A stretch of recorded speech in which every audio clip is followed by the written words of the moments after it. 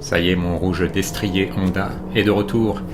Et voilà, ça va être une Honda. On sait qu'Honda, ça a une réputation de moto très robuste, enfin d'être une marque qui fait des motos robustes. Donc le fait qu'elle ait 18 ans et 85 000 km, ça aurait pas dû être un problème. Et pourtant, j'ai eu 2-3 problèmes qui sont avérés être assez mineurs. Je me suis sorti pour 3 soucis différents, avec 3 heures de manœuvre, quelques pièces pas chères, 258 €, il n'y a pas à se plaindre. Ça aurait pu être 2-3 fois plus cher, sachant que dans le monde de l'auto ou de la moto, tout coûte très cher très vite. Et ça, j'en viens finalement à me demander ce que vous pensez des réputations des motos.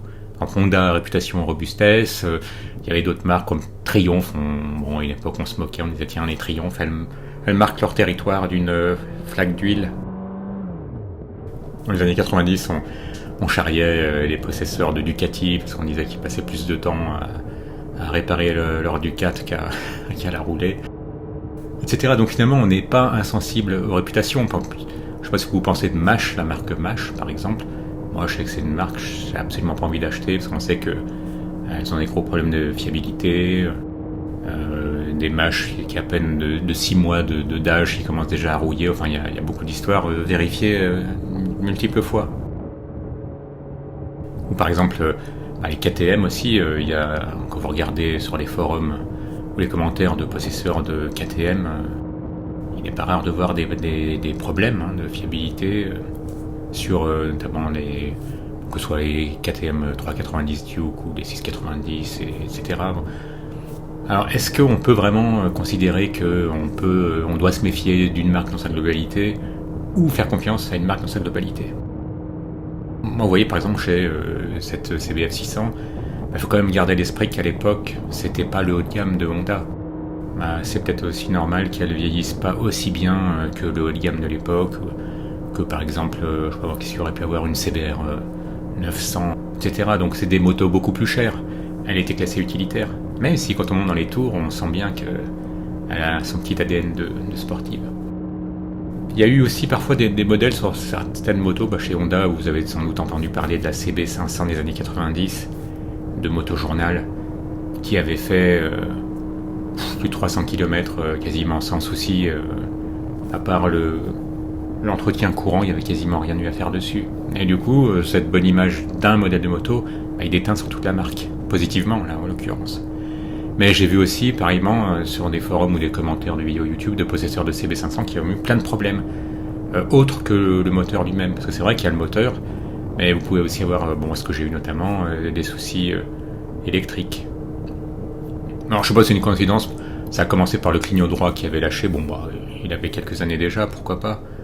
Et après j'avais le voyant d'ABS qui restait allumé, et quand il restait allumé, je savais que c'était foutu, elle ne redémarrerait pas. Le mécanicien m'a dit qu'il peut arriver parfois qu'on ait un problème de contact au niveau de la poignée du frein, en fait, avant. Alors il m'avait conseillé, puisque je devais attendre 5 semaines avant d'avoir un rendez-vous, de charger la batterie pour qu'elle soit chargée à bloc. Et parfois ça résout des problèmes d'électronique ou d'électricité qu'on a comme ça. Moi il se trouve qu'en l'occurrence, elle était mal fixée la batterie, pourtant quand j'avais dû la charger, j'avais enlevé la selle, vérifié. Il n'y avait rien qui m'avait marqué, mais moi je suis une quiche en mécanique, donc que rien ne m'ait choqué, ça doit pas être choquant non plus. Après, comme autre souci que j'avais, mais ça c'est connu aussi dans d'autres marques, après une averse, la moto s'est mise à brouter pendant l'averse, et ensuite, aléatoirement, dans les jours qui ont suivi, pourtant que j'avais laissé assécher, etc., le jour d'après ou 2 jours après, j'avais plus de soucis, et ensuite c'est revenu et c'est resté. Donc des trous à l'accélération à différents régimes. J'ai pu voir que les possesseurs de Suzuki SV650, ils avaient les mêmes erreurs, sauf que c'était systématique sur les premières. Comme ils ont, vous savez, un cylindre qui est vertical face à la route et l'autre plutôt parallèle au sol, puisque c'est un moteur en V avec une inclinaison, je sais pas dans quel sens on considérait l'inclinaison, en tout cas c'est à 90 degrés. J'ai vu que des possesseurs allaient jusqu'à mettre un cache devant le radiateur. Et donc ce qui laisse entendre serait plutôt le cylindre qui était vertical, qui se prenait de la flotte et le puits de bougie du cylindre en question se remplissait, et le mécanicien m'a expliqué que normalement il y a un petit trou d'évacuation de l'eau, et à ce moment-là, si l'évacuation est bouchée, ça peut causer des problèmes de trou à l'accélération. Donc voilà, ça fait plein de petits soucis.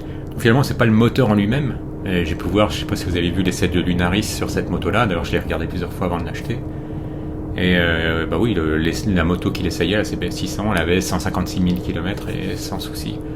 Donc il y a quand même aussi une petite part de loterie quand on achète une moto d'occasion, donc la marque seule fait pas tout.